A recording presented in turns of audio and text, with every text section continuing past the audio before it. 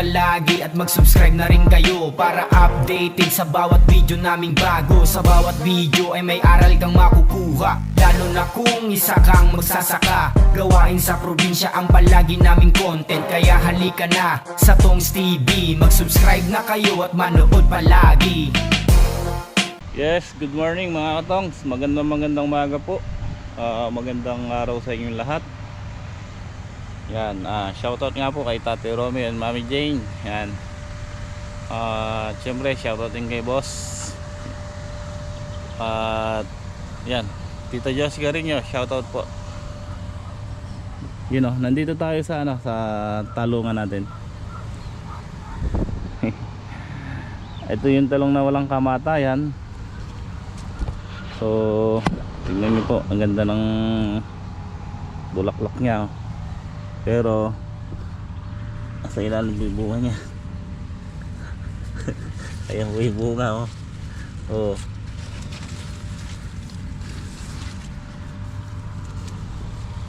Ulitin ko po ito, pangalawang pruning na po ito, pangalawang putol. So pero nagbunga pa ng ganyan. Ang kagandahan mga katongs, ang kapal pa magbunga ngayon. Oh.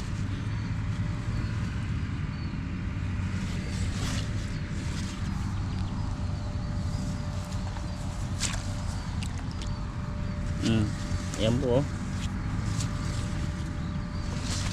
isang puno lang po yan. So nagpapatubig ako dito, then sinasabayan ko po ng budbud ng pataba.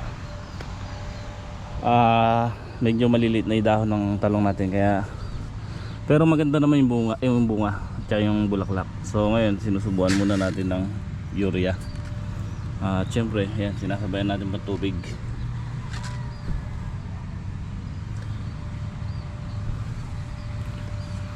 Napaka-busy natin mga katongs.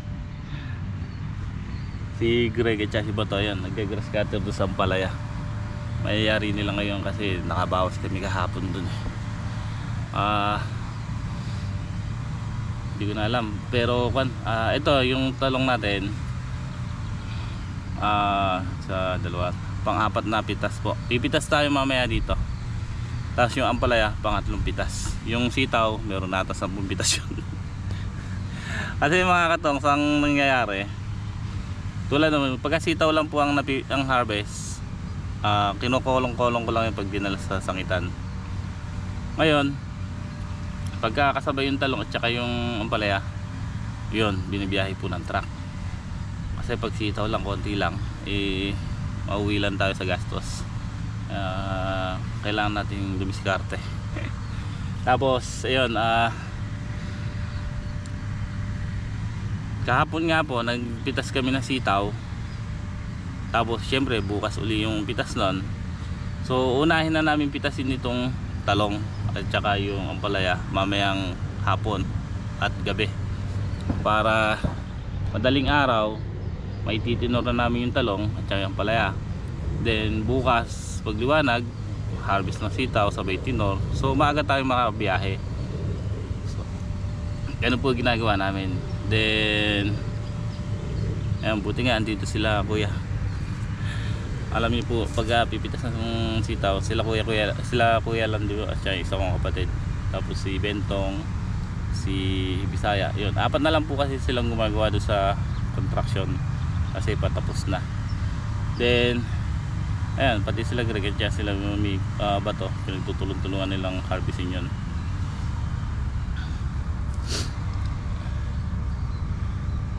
So maganda naman ang na-harvest natin sa ngayon, kaya lang talagang mura ang sitaw, ang gulay. Yung sitaw pala medyo may presyo, tsaka ang palaya. Yung talong medyo mababa, pero okay lang kasi kung na to umaga pandagdag lang na yan.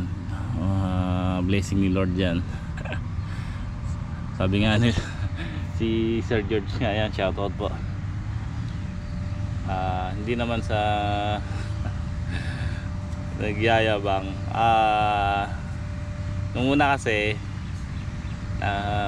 nung pinutol ko to, nagtanong si Sir George sa mga nagtatalong dun sa nagdadala sa kanila kung pwede pa raw ba yung ginawa ko na pangalawang putol. So ang sabi ng mga kwan, hindi nila pa nagagawa pero malabo na daw yun magbunga.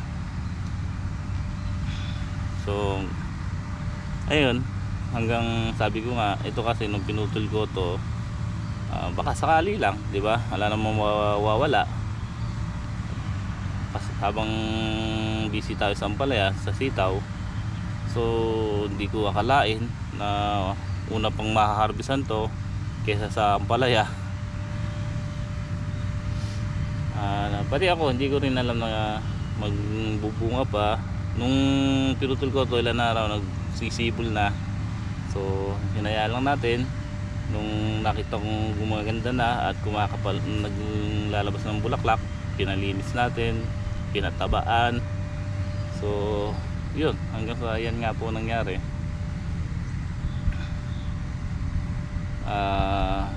Tutusin mga katong,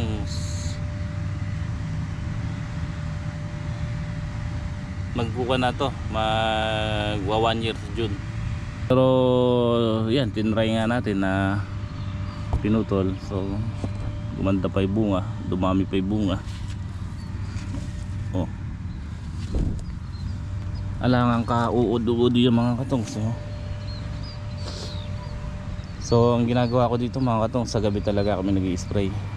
Yun naman talagang pinaka mabisa. Kahit anong klaseng gamot, wala naman sa tapang ng gamot yan eh. Basta mapatay mo yung paru-paro na nangingitlog, makokontrol mo na yung shoot borer yan.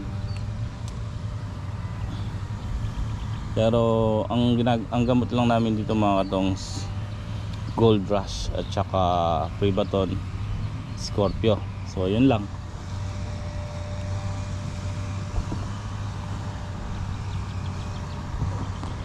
Tapos perfect tayo para sa mga trips, aphids, yan, sa whitefly.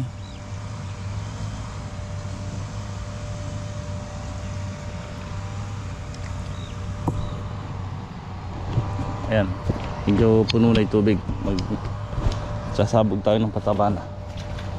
So syempre ang pataba natin tutok lang din sa ano yan, sa puno.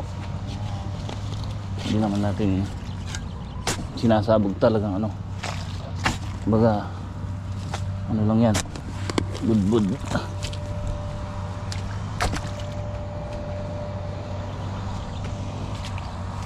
One side lang po ang pinapatabaan ko dyan, one side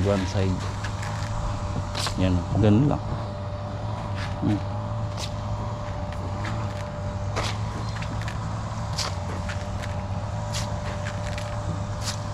Isang tubigan yan, dumano, mabilis tumalab.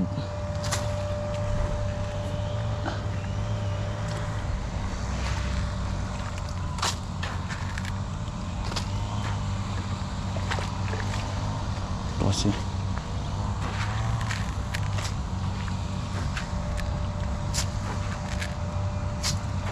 tapos ito yung binombahan ko ng pandamo nung isang araw. Kita nyo naman, patay na yung damo. So yun ba nga yung gagawin ko ngayon, habang naghihintay ako mapuno ng tubig bago sa buo ng pataba, mag-i-spray na ako ng pandamo doon sa kabila. Kasi ito pa lang nabobomba ko, yung unang block. Yung pangalawang block ngayon pa lang. Tapos palipas na tayo ng ilan araw, isa, kukanan na natin yan, patubig at saka pataba din. Kasi kapapatubig lang to yung isang araw, pinatubigan nila ba to, kaya di ko na bomba.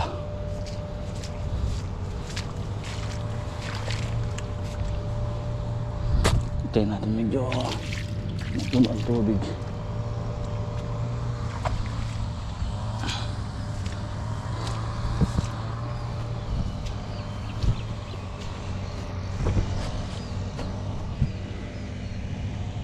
So yan, ganun lang ako magpataba mga katongs. At saka pagka nailipat ko na yung tubig doon sa bungad, hintayin naman natin din mapuno yung kabila na yan. Yun mga katongs, hindi ako makapag-spray kasi gawa nung ngayon maambon-ambon pa. Ito makulimlim. So masasayang lang yung gamot pagka naulan. Kaya eto, tuloy na lang tayo sa pagpapataba muna rito, patubig pataba. So sila Greg, baka niyayari nila yun hanggang tanghali yung kabilang balag na grass katirin. Then yung palaya natin dito mga katongs,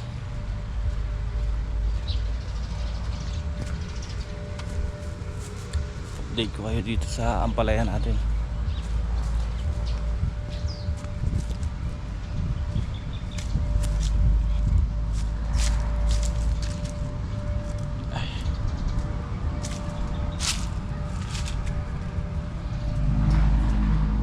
Ayan, grass cutter na po namin kahapon to ni Greg, habang si Bato nagpapatubig sa sitaw at saka pataba itong bungad. So itong gitnong block wala pa.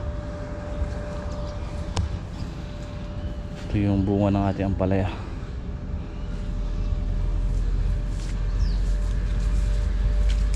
Harvest din tayo mamaya dito, meron naman tayo ma-harvest kahit pa paano.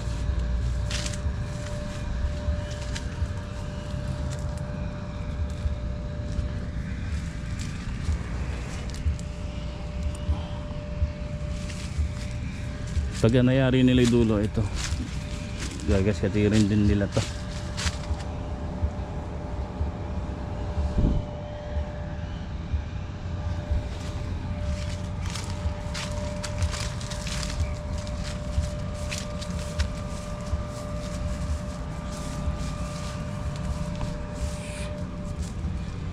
Yun o.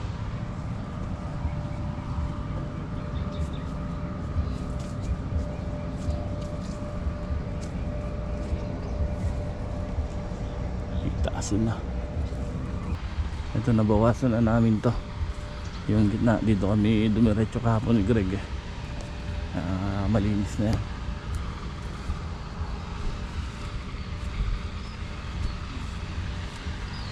Ito yung gitna mga katongs. Ayan o. Lalaki ng bunga o.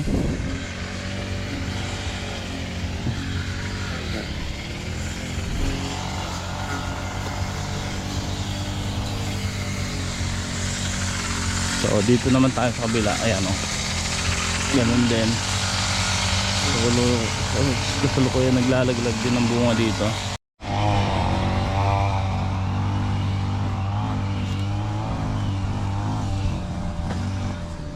Pagka hindi ko ito na bomba ngayon, baka pag grass cutter ko na lang kasi medyo mataas na yung damo.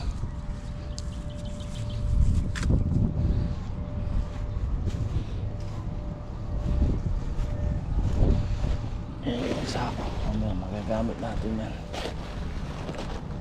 Harvest sila mamaya.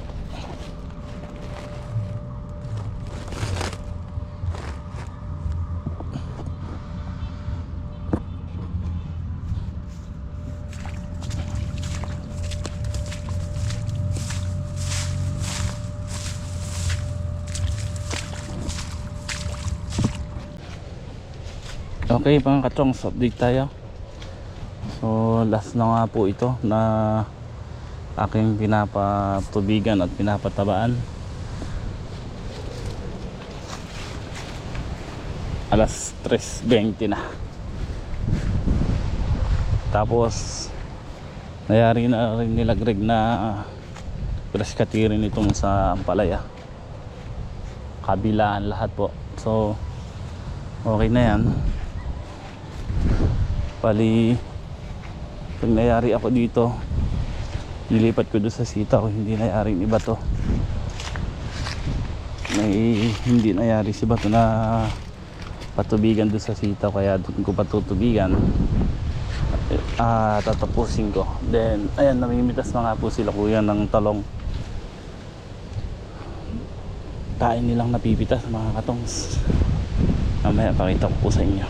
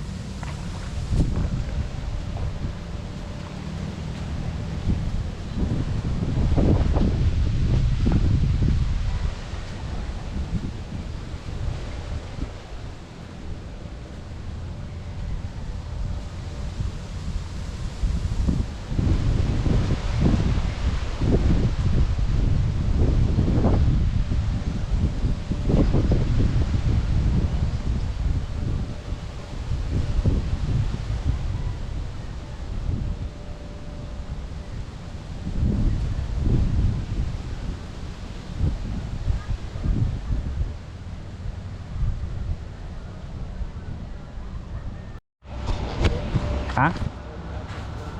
Meron 30 sa ako? Ayan mga katongs, oh. Ito yung naharvest nilang talong. Dami. Baka daw mga 30 sa ako. Pagka naka 30 sa ako yan, mahina yung 60 bundle dyan. So ngayon ayan, nailipat ko na yung yung patubig natin dito, at bubudburan ko rin ng pataba to kasi ito yung sitaw natin.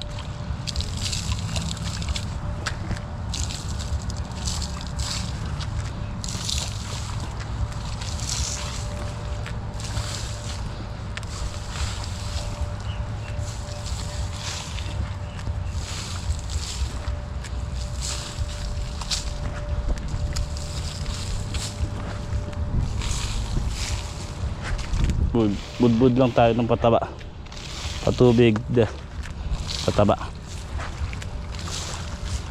Yan o, para mabahaba pa buhay na sitaw natin kasi ang dami ng binibigay na bunga yan mga katongs.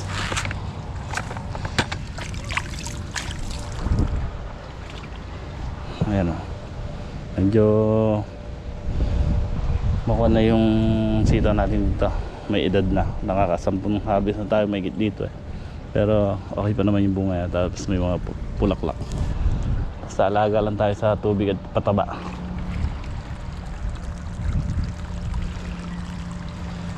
Ang hirap lang kasi dito mga katongs, pagka nagpataba tayo, sinisip-sip pa ng ng sili.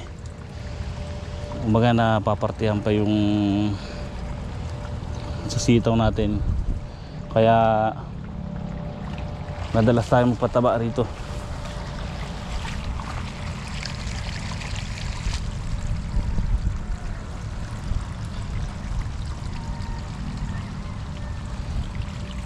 Imbis na sa kwan na lang sa sitaw, napupunta pa sa sili.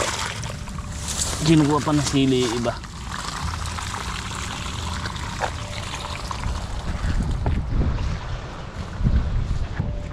So ayan, nililipat ko na lang yung hose. Bali, 4 na tudling na lang to. Yung hindi daw niya ng patubigan, pero yung tigkakapraso lang dito sa bungad kasi lahat niya napatubigan ng iba to.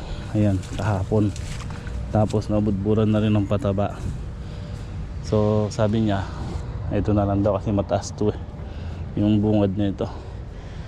Ito kagandahan mga katongs, bago lumipas yung sitaw natin nito, magsisimula na tayo dito sa batang sitaw.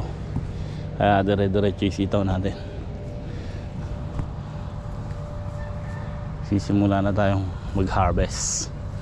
Pagka ito totally talagang wala na tayong ma-harvest, lilinisin na kagad natin yan para mai-prepare sa susunod na tanim, maigayak. Yun mga katong, paliwanag ko tingnan nyo po yung nangyari sa ating sili. Maraming nahinog. So yung sili natin nito, hindi naman na tayo nagpataba dyan, hindi ko na rin kumbaga tamang natutubigan siya dito lang sa pagka nagpatubig ako ng sitaw, pero hindi na rin siya nakakuha ng nakasustento ng tubig kasi nga wala na. Alam niyo po, yung ganitong klaseng sili. Pagka tulad po ngayon, buhat ng January nung bumagsak yung sili, tulad ilang beses po kami nagdadala ng segunda o segunda tawag yung mga kulot segunda po, yung mga hindi malalaki, hindi po mabili. Kahit na 5 piso po hindi mabili yung siling ganito. Kaya wala na rin kahit napapitas natin. Tulad yan, babayad din tayo ng mamimitas, itinor pa natin, so gagastos na lang tayo. Kaya ganyan na pinabayaan na natin yan. Hindi na natin hinarbitan to kasi kuwan lang naman to mga bunga dito pang segunda na lang. Kaya sa kuwan din mga katong, natatalo pa tayo sa good. Kasi magkano yung good ngayon? 120 binabayaran sa atin. Papa-harvest tayo, babayad tayo ng mag-harvest, tapos titinor pa namin ng ating gabi. So yung isang tao katulad si Apong Boy, nag-harvest siya ng last, nakapitong bundle, 3 bundle yung segunda, 4 na bundle yung good. Yung 4 na bundle na yun nagbenta lang ng 480. So babayad natin yung 400 sa kanya, 80 lang matitira. Naglamay pa tayo magtinor. Kaya ayun, hindi na rin ako nagpapapitas muna ng sili. Sabi ko hayaan na lang muna natin.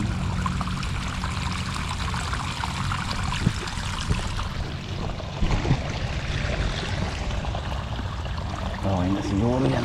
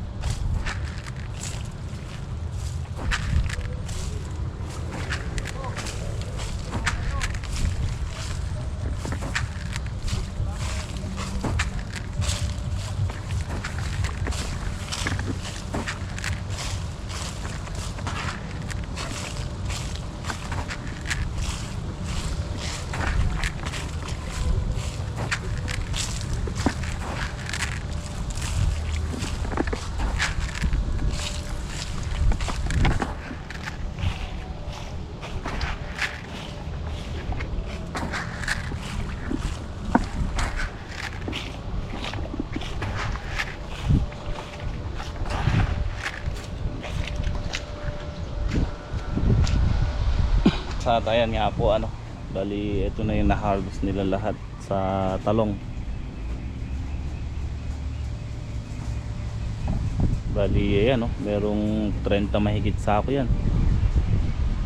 Pagka titinuro yan 70 to 80 bundle meron. So ganda. Saya tapan nga natin para hindi maano ng hangin mas takpan natin na lona.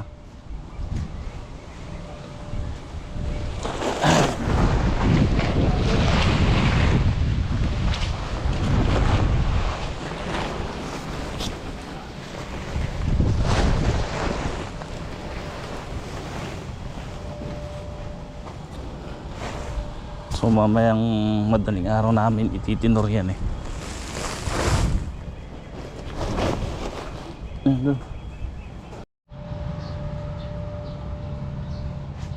Dain nilang nakukuha ang kambal na yan dito. Swerte daw yan 4 ata yan 4. Saan ba yan?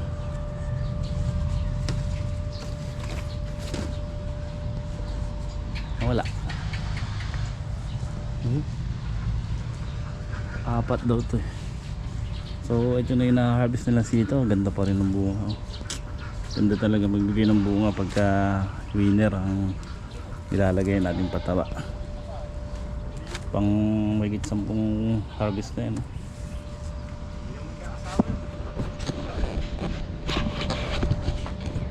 Wala kang nakakakutin doon? Ha? Meron din kamukha ng dati, no? Okay.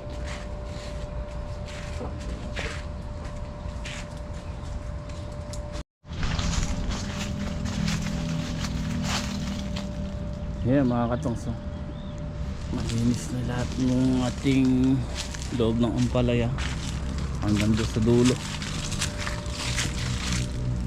Yan, hanggang doon na po sa dulo yan.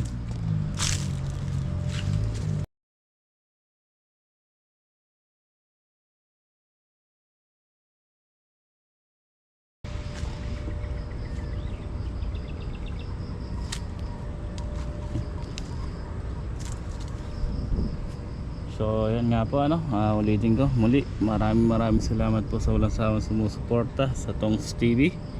At alas 6 na nga po, March 29. Ayan nga po.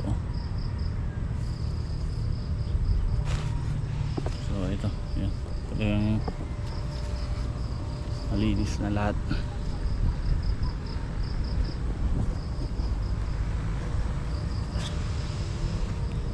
Tignan natin yung pipi, yung sigarilyas.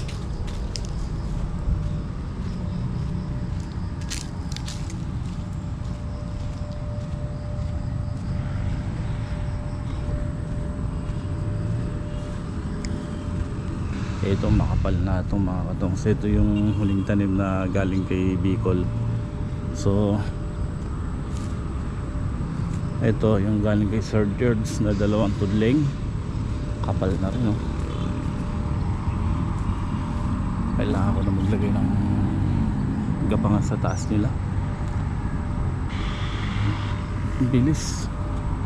Tapos ang dami pang baging sa baba, oh. So bukas patutubigan to ni ba to. Ang dami ng bulaklak, oh. Parang bulaklak din pala ng sitaw, oh.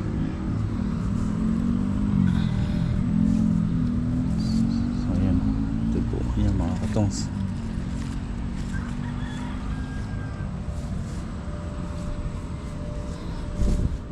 Dahil na naman baging naglaw ito. Papalupot natin yan bukas. Ayan, marami ng bulaklak. Ayan, o.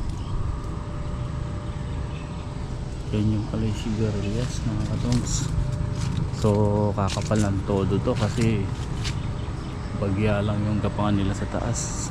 Kailangan natin mag-extend kabilaan gilid. So siguro hanggang doon sa pinanggalingan ng ampalaya, ikukuha na natin yan.